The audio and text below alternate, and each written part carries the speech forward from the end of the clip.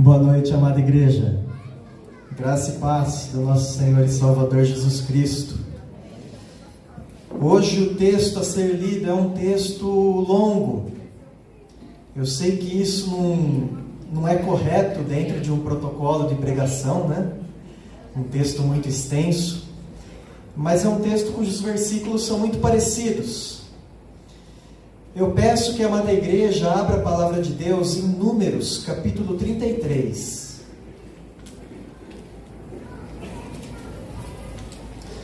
E são duas porções neste capítulo que nós vamos ler.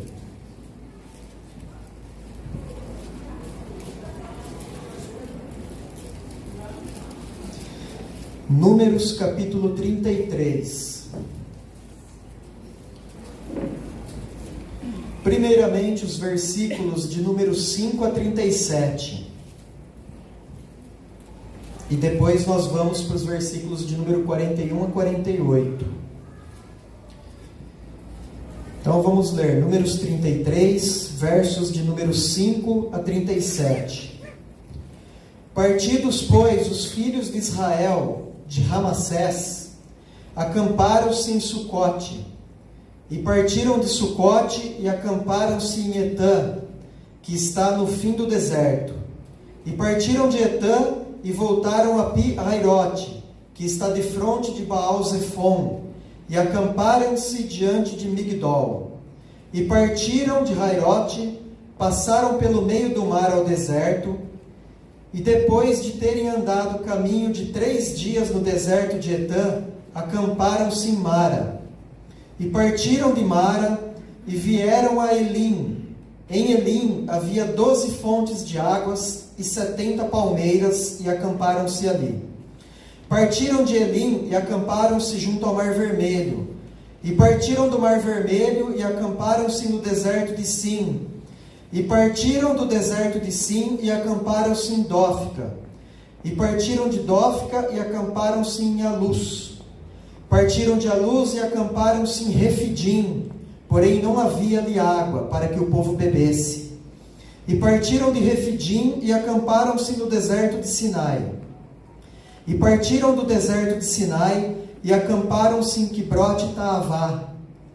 Partiram de Quibrote-Taavá e acamparam-se em Azerote.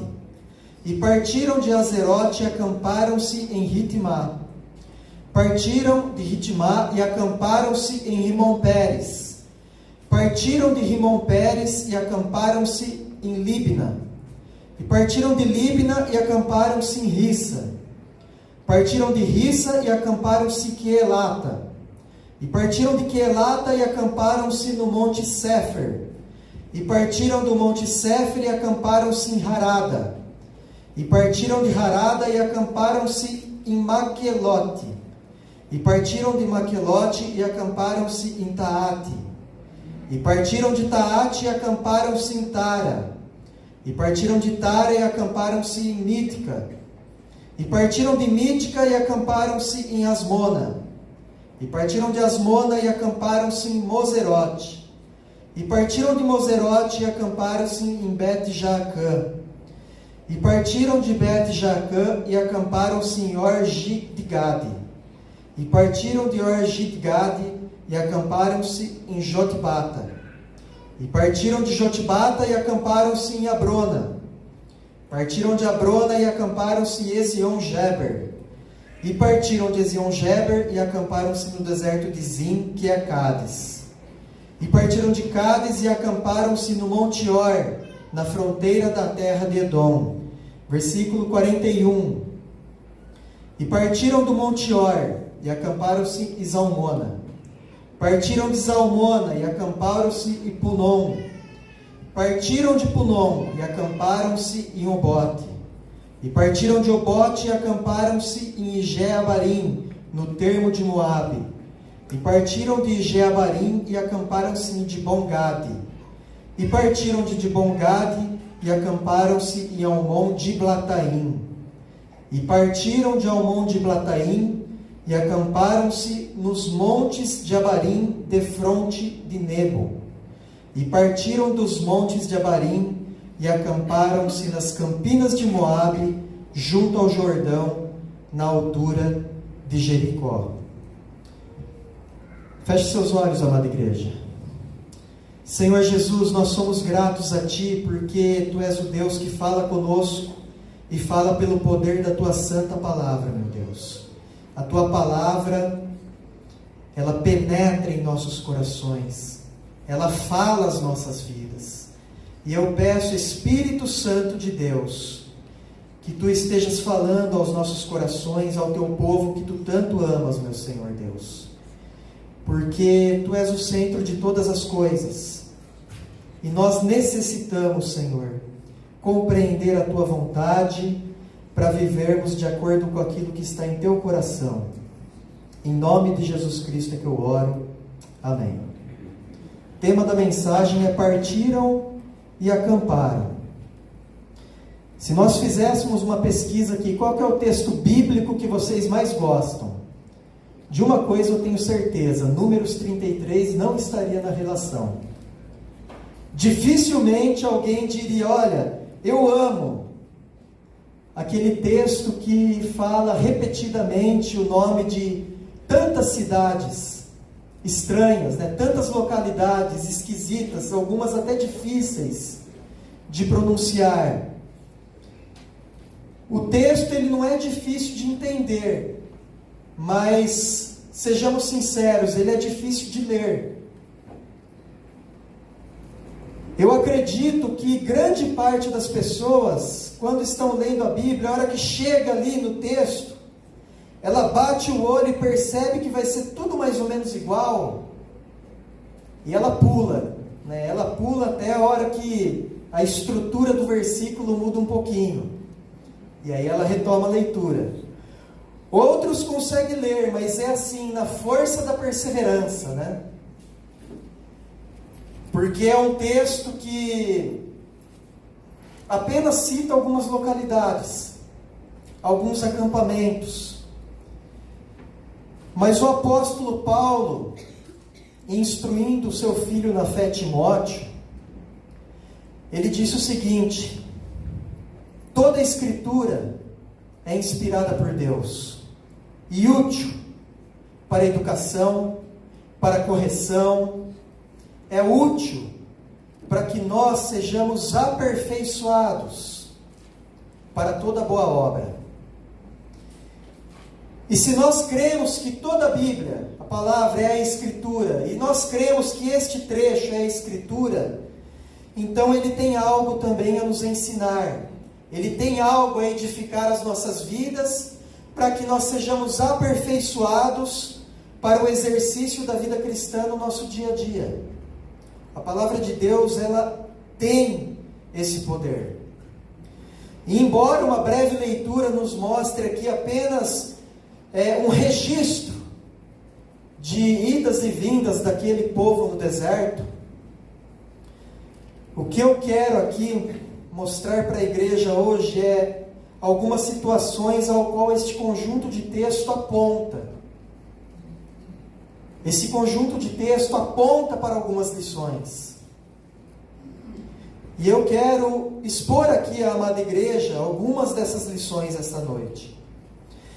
Se você pegar este pequeno trecho, não pequeno para uma leitura em um culto, mas pequeno se comparado a toda a Bíblia, dos versículos de número 5 a 37, 41 a 48, está contido aí, nesse trecho, desde a saída do povo hebreu que estava escravo no Egito, até eles estarem diante da promessa feita por Deus.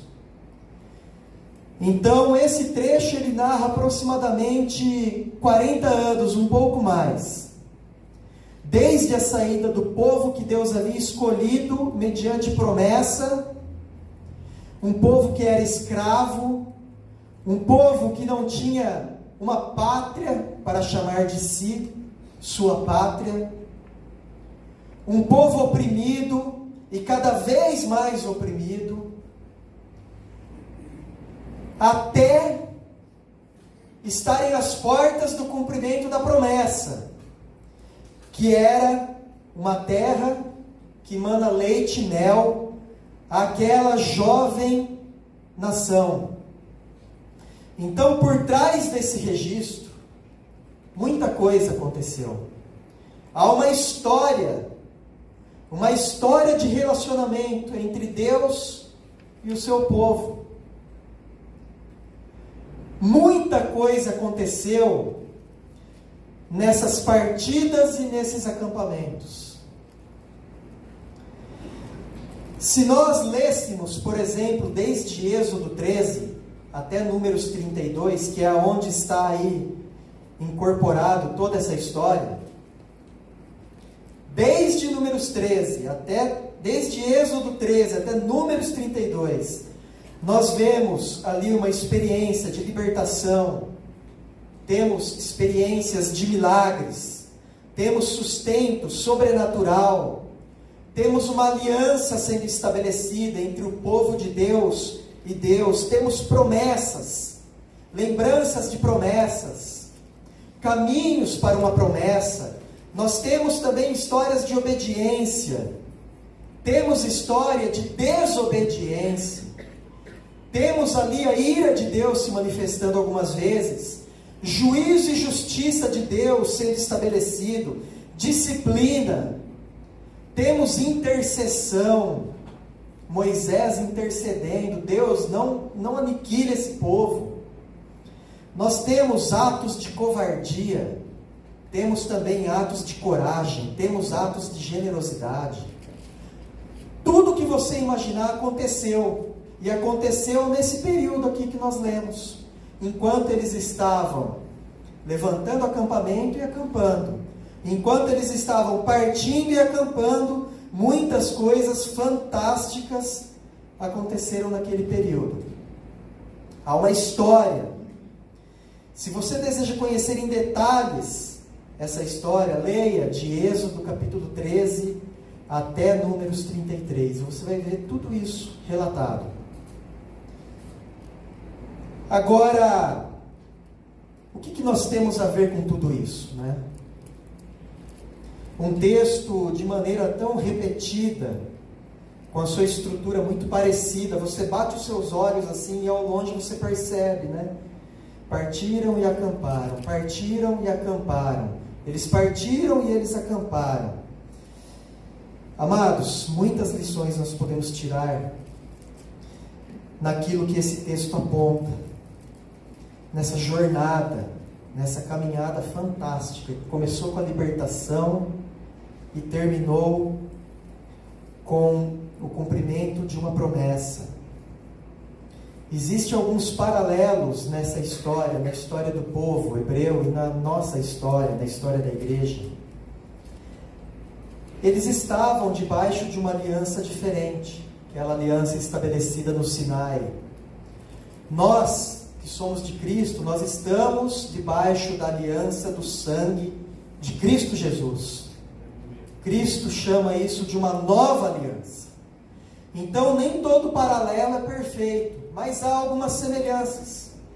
Por exemplo, eles foram libertos do Egito, nós fomos libertos da escravidão do pecado.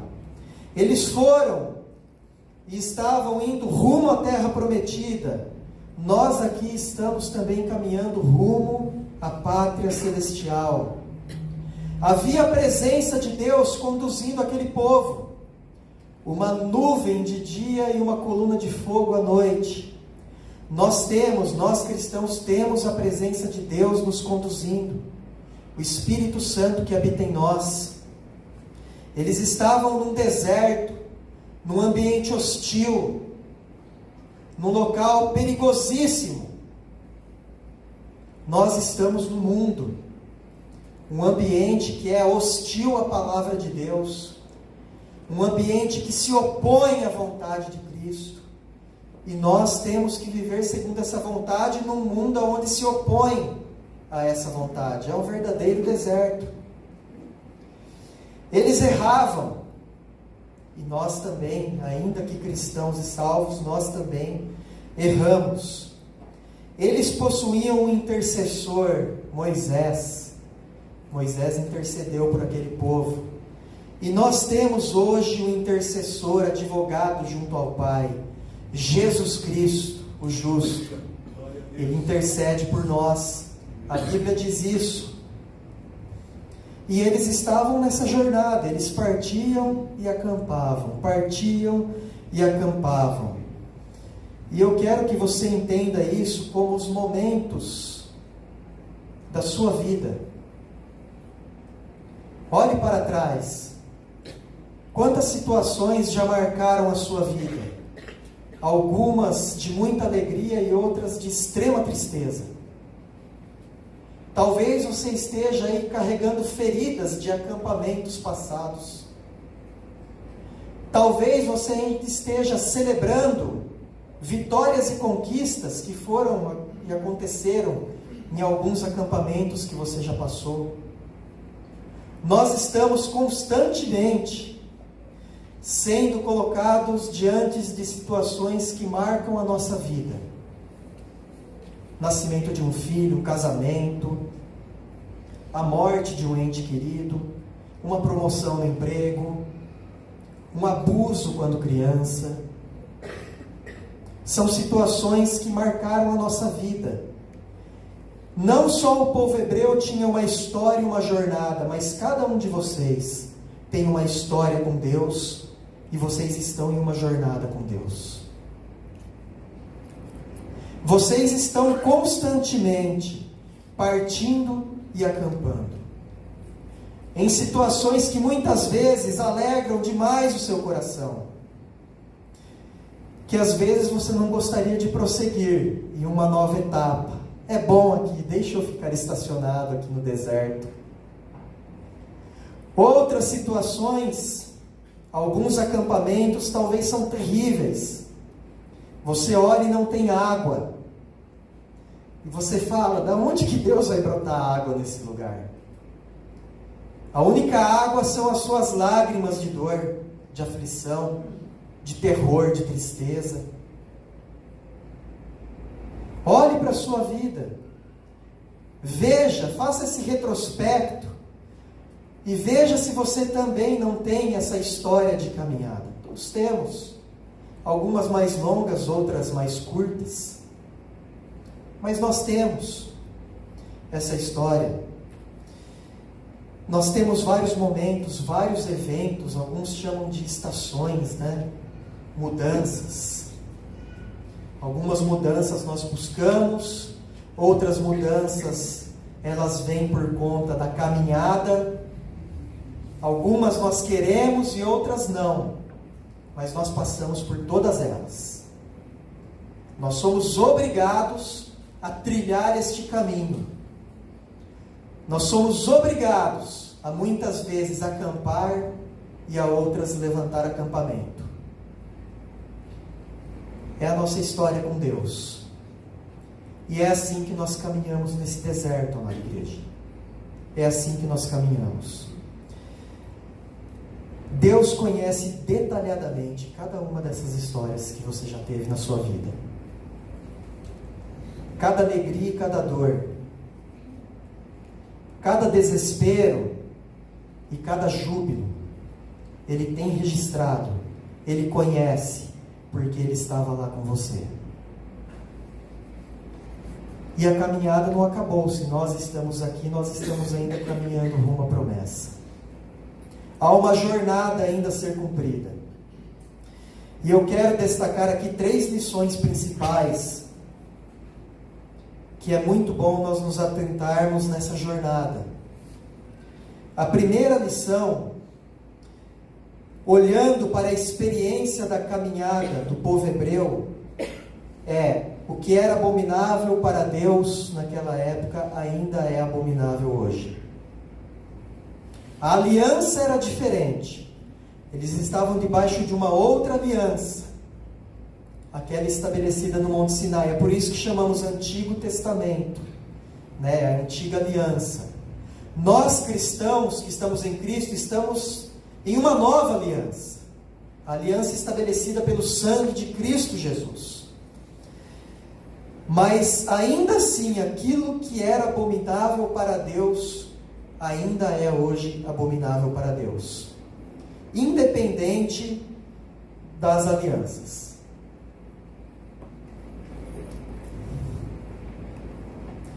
Há um texto muito conhecido, o apóstolo Paulo escreve ele aos Coríntios, e diz o seguinte: aquele que pensa estar de pé, veja que não caia.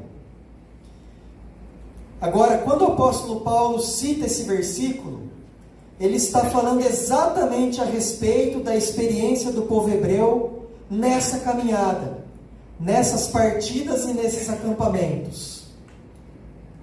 E o apóstolo Paulo, ele cita, olha, eles provaram a Deus, eles murmuraram, eles se envolveram na imundícia. E aí ele fala, olha, aquele que pensa estar em pé, cuide para que não caia. Essas coisas foram escritas para serem de lição para todos nós.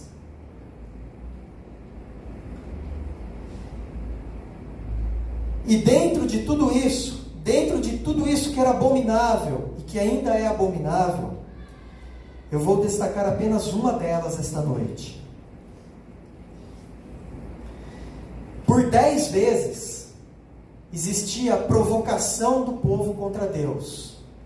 Em toda aquela jornada, até mais ou menos o versículo 37 que nós lemos em Cádiz. Por 10 vezes aquele povo havia afrontado Deus de tal maneira que Deus havia se irado muito com aquele povo.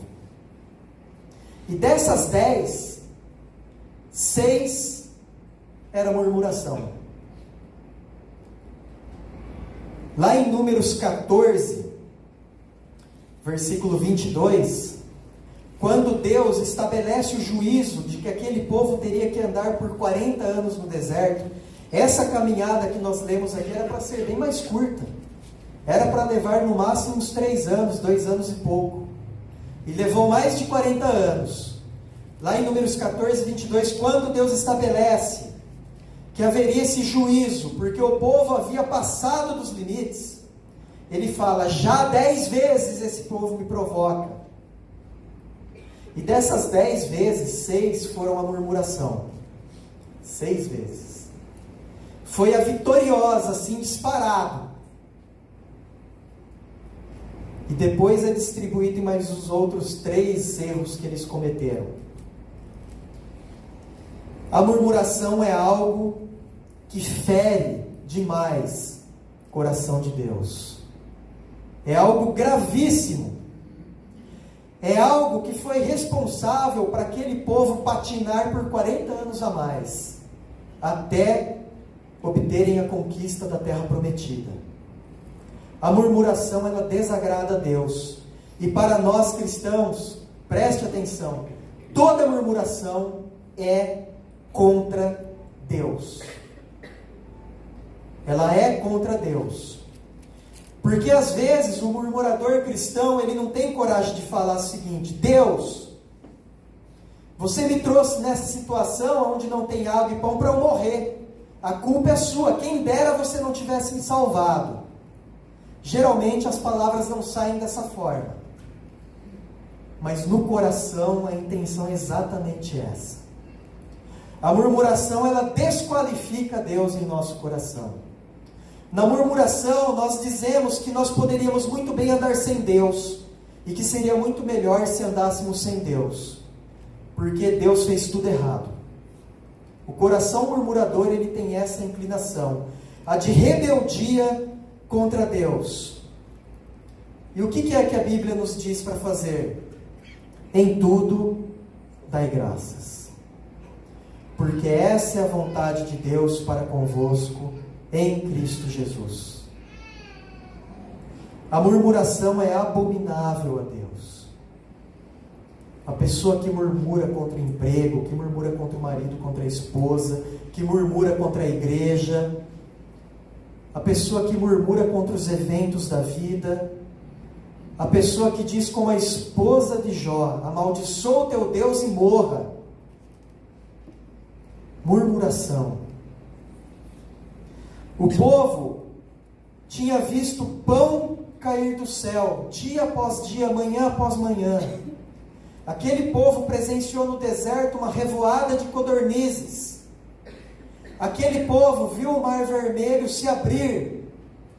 E a Bíblia diz que era parede de água dos dois lados. Não acredite naquela tolice que o Discovery, o History Channel tenta explicar de maneira científica, não. Era uma parede de água dos dois lados, relata a Bíblia. Aquele povo havia visto tudo isso. E ainda assim aquele povo murmurava. Aquele povo murmurava. Mas André, e se eu passo por uma situação ruim, de tristeza? Eu tenho que agradecer a Deus, por exemplo, por eu ter sido abusada quando criança. Eu tenho que agradecer a Deus por eu ter sido assaltado à mão armada. Não é esse tipo de gratidão que Deus espera. Deus espera que você tenha um coração grato, independente das situações de tristeza. Porque um coração disposto a ser grato a Deus, ele não transforma circunstâncias, mas ele transforma a pessoa. Assim como a murmuração envenena a pessoa, um coração grato, que está exercitado na gratidão a Deus, transforma aquela pessoa. Muitas vezes, numa mesma situação, o murmurador, ele enxerga aquilo de uma forma e o grato enxerga aquilo de outra forma. Conselho, para não dizer ordem que a Bíblia dá, seja grato. E você vai perceber que, embora situações talvez não sejam transformadas, você será transformado para se adaptar a essas situações.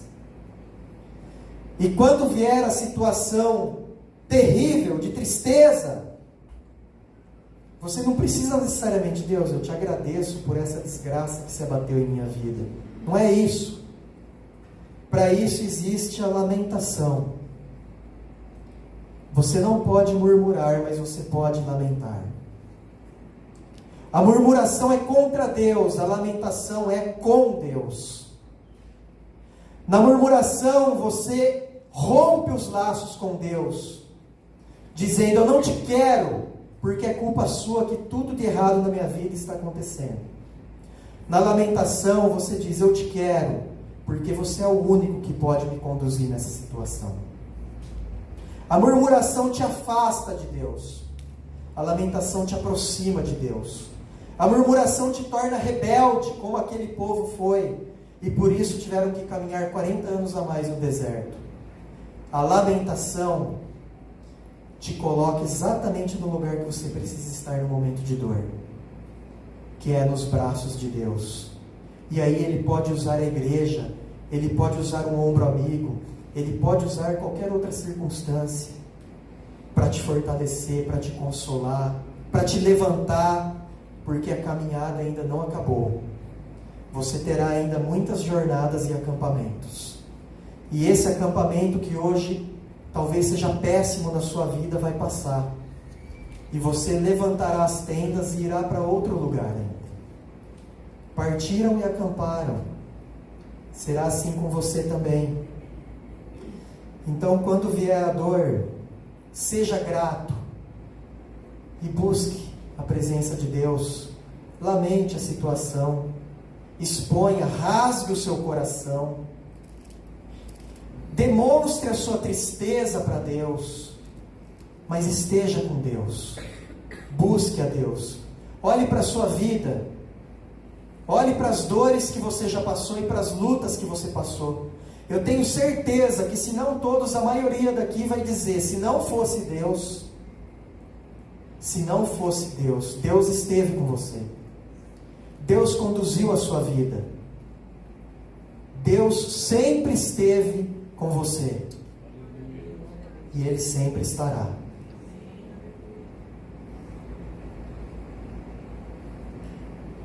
Não murmure, lamente. Nós temos um exemplo entre nós, a maioria conheceu, o presbítero Chico, meu sogro. Eu conheci muito bem o Chico. E eu nunca vi uma palavra de murmuração sair da vida daquele homem de Deus. Nunca. Eu nunca escutei. nos últimos dias da vida dele, esses olhos e esses ouvidos presenciaram aquele homem agradecendo. Não a situação ao qual ele se encontrava, mas porque ele estava ali diante da presença de Deus. Que testemunho, amada igreja! O coração grato não mudou aquela situação, mas o coração grato mudou a vida daquele homem. O segundo ponto que este texto, que esta jornada joga a luz, nos mostra,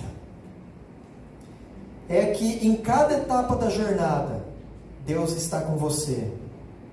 Foi Deus quem mandou registrar esse texto aqui, que muitas vezes nós pulamos, né? Ou nós lemos assim com muita perseverança até passar logo, né?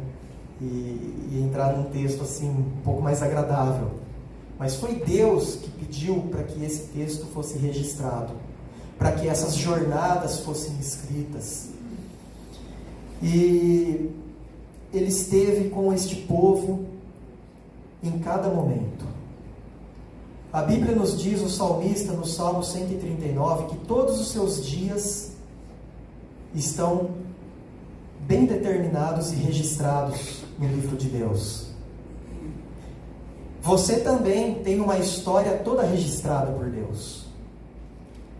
Eu não conheço toda a sua história, você não conhece toda a história do próximo, aquela que já passou e aquela que virá, mas Deus conhece. O teu Deus que fez promessas a cada um de vocês, Ele conhece cada detalhe dessa história, cada pormenor, e Ele não apenas conhece, mas estará com cada um de vocês. Ele não abandonará a sua igreja. Todas as vezes que nós lemos aqui, e partiram e acamparam, e partiram e acamparam, sabe o que isso significa? Que a nuvem se levantava, e partiram, e aí eles seguiam essa nuvem. Ou a nuvem parava, estacionava, e aí eles acampavam. Era como um grande pastor conduzindo aquele rebanho. E partiram. Por que eles partiram? Porque eles quiseram? Não. Porque eles enjoaram daquele lugar? Não. Eles partiram porque a nuvem se levantou. Era a hora de partir. Havia um tempo correto. O texto diz que às vezes ela partia breve, e às vezes demorava meses. Mas havia um tempo correto em cada estação, em cada momento da sua vida, em cada experiência. Há um momento em que a nuvem vai se levantar e há um momento em que ela vai estacionar. Em cada momento estava lá o pastor das almas daquele povo, conduzindo. E não era só a presença, não era só a condução, era a presença viva dele e era o sustento. Deus, nesse mundo, nesse deserto, nessa nossa jornada, Ele nos conduz, Ele está conosco e Ele nos sustenta. Jamais nos faltará nada, nada, exatamente nada daquilo que nós precisamos para essa jornada. Como um grande pastor de ovelhas, hoje Ele conduz a igreja, cada um de vocês.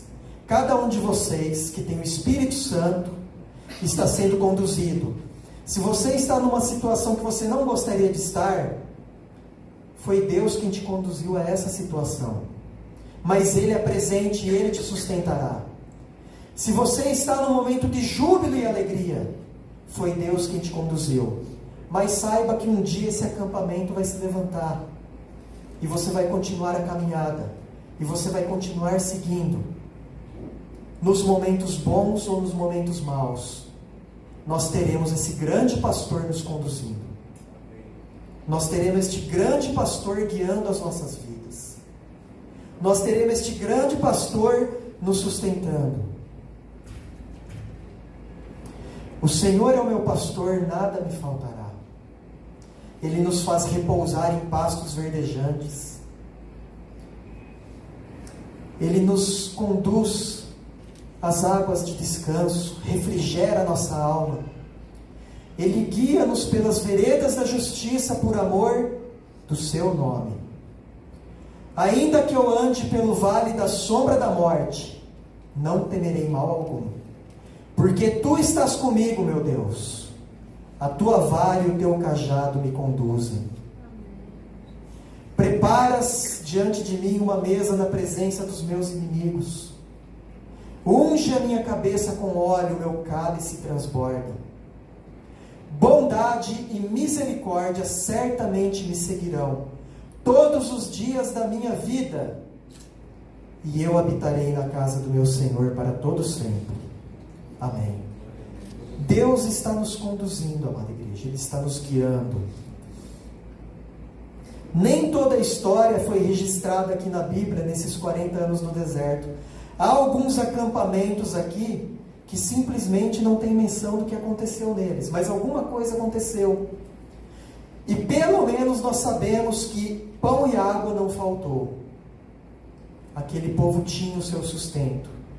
E as sandálias nos pés daquele povo que estava sob juízo, que estava caminhando 40 anos porque desobedeceram, elas não se gastaram. Porque havia um pastor provedor. Deus está cuidando da sua casa, Ele está cuidando do seu lar, Ele está cuidando dos detalhes menores da nossa vida. Não faltará o sustento para a sua casa, não faltará o sustento, não se preocupe com os boletos de amanhã. Ele dará sabedoria, Ele dará graça, Ele dará sustento, Ele te ensinará. É Ele quem nos conduz, amada igreja. Este mundo é passageiro. Nós estamos caminhando. Nós estamos partindo e acampando. Partindo e acampando. Partindo e acampando. E o terceiro e último ponto que eu quero deixar à igreja esta noite é que se existe essa jornada, é porque existe um destino. Existe uma jornada, existe um destino. Aquele povo, quando foi liberto, não foi liberto para morrer no deserto, como muitos daqueles murmuradores disseram que seria.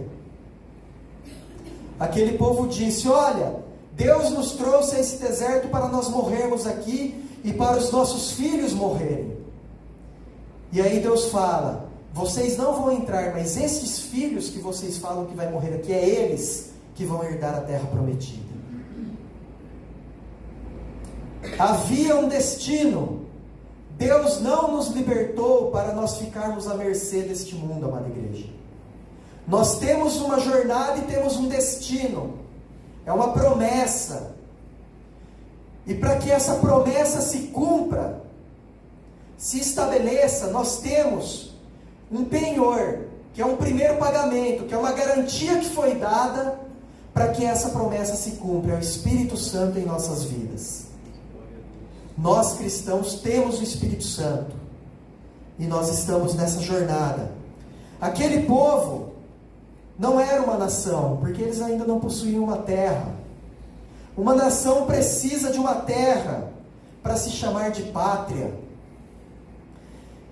Aquele povo não poderia voltar ao Egito. Não havia possibilidades. O mar havia fechado. Deus não iria abrir. Olha, quem desistiu de me seguir, volta lá para o Egito. Não. Não era uma possibilidade e é abominação. Alguém que foi resgatado e redimido falar: a minha vida antes de Cristo era melhor do que hoje. É abominável. Aquele povo não poderia voltar ao Egito porque eles nunca seriam nação lá, nunca seriam pátria. Eles seriam escravos. E eles também não poderiam permanecer no deserto. O deserto não era o lugar deles. Este mundo não é o nosso lugar, amada igreja. O deserto, apesar de todos os milagres que Deus derramou para aquele povo, eles viram água brotar da rocha, amada igreja. Água brotar da rocha. Eles viram pão descer do céu. Desciam-se algo como sementes e eles preparavam pão todo dia. Eles viram revoadas de codornas no meio do deserto. Mas ali não era o lugar deles. Eles não ficariam estacionados ali. Ali não era a pátria deles. Infelizmente, muitos cristãos acreditam que a pátria do cristão é essa terra, é essa existência. Humanamente falando, nós temos uma nação, que é o Brasil, nós temos uma pátria. Mas a pátria ao qual nós aguardamos é a celestial. Nós não podemos nunca nos esquecer que nós estamos apenas de passagem. Nós não podemos ficar agarrados a este mundo e as coisas deste mundo, porque esta aqui, por mais próspero que a pessoa seja, não é a terra que manda leite e mel que Deus preparou para a sua igreja. Não é a Nova Jerusalém, não é o céu, a glória eterna. Então, se a tua esperança em Cristo está apenas nas coisas dessas vidas aqui, você é um infeliz. A Bíblia diz isso. Não gaste todas as suas energias nas coisas deste mundo. Faça o que precisa ser feito. Estude, trabalhe com dignidade. Desfrute daquilo que Deus deu, na proporção ao qual Deus te deu. Tudo isso é agradável a Deus. Mas não permita que essas coisas se tornem um ídolo em seu coração. Lembra que eu disse, que alguns pecados eram e é abominação a Deus? A idolatria era uma delas. Murmuração ganhou, mas a idolatria estava relacionada lá, naqueles 10 erros. E como nós temos a tendência de converter bênção de Deus em ídolos, e aí Deus nos abençoa com um bom emprego, e amanhã nós estamos prostrados diante desse emprego, como se ele fosse o nosso Deus. Deus nos abençoa com um filho, e aí a partir de então nós nos esquecemos de Deus, porque aquilo que nós queríamos, nós conquistamos. Nós vivemos agora para o filho, vivemos agora para o estudo que nós conseguimos com tanta luta, vivemos agora para os bens materiais, para o descanso. Amados, aquele que não sabe desfrutar das bênçãos de Deus, transforma as suas bênçãos em ídolo. O seu mundo não é este, amada igreja. O deserto não era a pátria do povo hebreu. Este mundo é um deserto comparado às bênçãos que Deus tem para cada uma de nós. Por isso, em primeiro lugar, saiba, há um destino preparado para você. Há algo aguardando. E enquanto você estiver aqui, viva em função deste algo. Por que eles caminhavam? Por que eles levantavam o tabernáculo de Deus? Porque havia uma promessa. Uma promessa de que um dia aquele tabernáculo, juntamente com eles, estaria numa terra que manda leite e mel. Há uma promessa sobre a nossa vida, a glória eterna. Viva os seus dias aqui em função daquilo que o céu hoje proclama. E como que você vai fazer isso? Através da Bíblia, da palavra de Deus. O povo, quando olhava que aquela nuvem se levantava, eles entendiam, é hora de partir. E quando a nuvem estacionava, eles entendiam, é hora de repousar. Quando nós olhamos para a Bíblia com seriedade, quando nós ouvimos a palavra de Deus, nós estamos ouvindo a voz de Deus.